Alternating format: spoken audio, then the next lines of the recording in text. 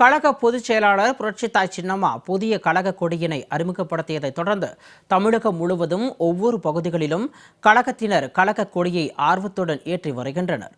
ராமநாதபுரம் மாவட்டம் கமுதியில் நடைபெற்ற அம்மா பிறந்தநாள் பொதுக்கூட்டத்தில் ஏழை எளிய மக்களுக்காகவும் கழக தொண்டர்களுக்காகவும் புதிய கட்சியை தொடங்குவதாக அறிவித்த கழக பொதுச் செயலாளர் புரட்சித்தாய் சின்னம்மா, பேரறிஞர் அண்ணா, புரட்சித் தலைவர் எம்ஜிஆர், புரட்சித் தலைவி அம்மா ஆகியோரின் திருவுருவம் தாங்கிய புதிய கொடியையும் அறிமுகம் செய்து வைத்தார்.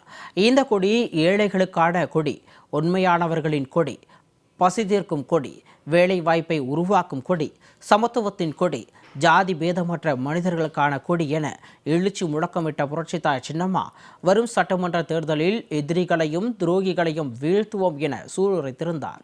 இதனைத் தொடர்ந்து திருவள்ளூர் மாவட்டம் திருத்தணி சட்டமன்ற தொகுதிக்குட்பட்ட ஆர்கே பேட்டை ஒன்றியம் அமுதாரெட்டி கண்டிகை கிராமத்தில் புதிய கழக கொடி ஏற்றும் நிகழ்ச்சி நடைபெற்றது. கழக நிர்வாகிகள் ஆர்கே பாண்டுரங்கன், என்பி சுப்பிரமணி ஆகியோர் ஏற்பாட்டின் பேரில் நடைபெற்ற இந்த நிகழ்ச்சியில் முன்னாள் அரசு தலைமை கொறடா PM நரசிம்மன் கலந்து கொண்டு பேரறிஞர் அண்ணா, புரட்சித் தலைவர் எம்ஜிஆர், புரட்சித் தலைவி அம்மா ஆகியோரின் திருவுருவம் தாங்கிய புதிய கழக கொடியை ஏற்றி வைத்து சிறப்புரையாற்றினார். தொடர்ந்து ஏழை எளிய பெண்களுக்கு சேலைகள் மற்றும் அன்னதானம் வழங்கி கழகத்தினர் மகிழ்ந்தனர்.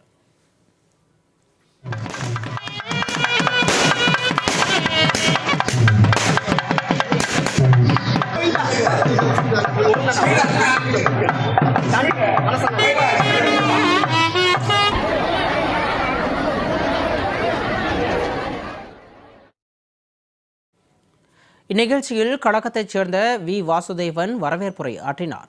மேலும் கழக நிர்வாகிகள் வி. எல்லாபுரம், ரஜினி குணசேகரன், EMS நடராஜன், வேளஞ்சேரி செல்வம், MM கந்தசாமி, மோகன், பேராசிரியர் கோ. ரஜினி, கோபால், ஹரிராஜ் உள்ளிட்ட ஏராளமான கழக நிர்வாகிகள் கலந்து கொண்டு விழாவை சிறப்பித்தனர்.